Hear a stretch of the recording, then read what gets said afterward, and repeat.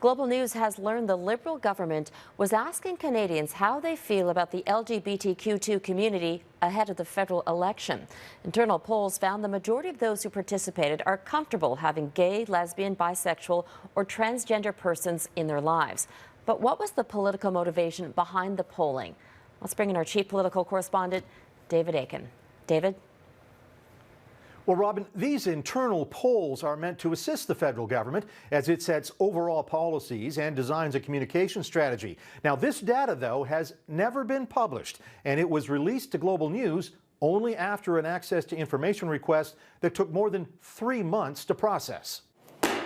Inside, more than 120 pages of raw polling data on dozens of topics, including these results. 92% of those surveyed said they were, quote, comfortable having a neighbor who is gay, lesbian, or bisexual. A similar but separate question was asked about having a transgender person as a neighbor, and 88% said they'd be comfortable with that. Results were only slightly lower when respondents were asked if they would be comfortable with a doctor who is gay, lesbian, or bisexual, or a doctor who is a transgender person, 88% and 80% respectively. So it's really good to see the attitudes of Canadians changing and being more open and inclusive. We obviously have more work to do, but it's definitely a step in the right direction. Government spokespersons were not available Saturday to explain why it wanted to take the public's pulse on those questions.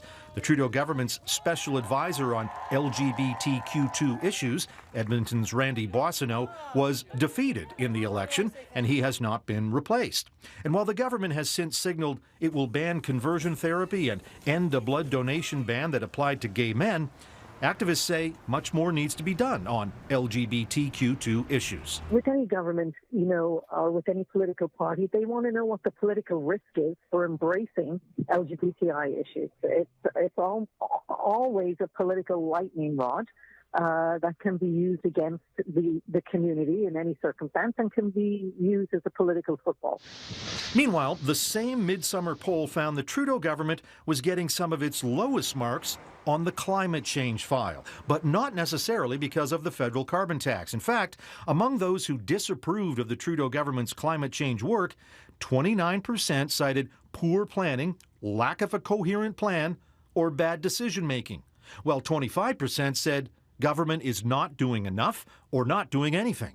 Just 9.5% disapproved of the federal climate change policies because, quote, the carbon tax is a money grab, while 7.3% said, quote, the carbon tax is ineffective. Now, this internal poll data almost certainly would have been used by bureaucrats as they started shaping proposed post-election policies. And the data would also have informed some of the proposals in the speech from the throne, in cabinet ministers' mandate letters, and in the budget that we might see as soon as February.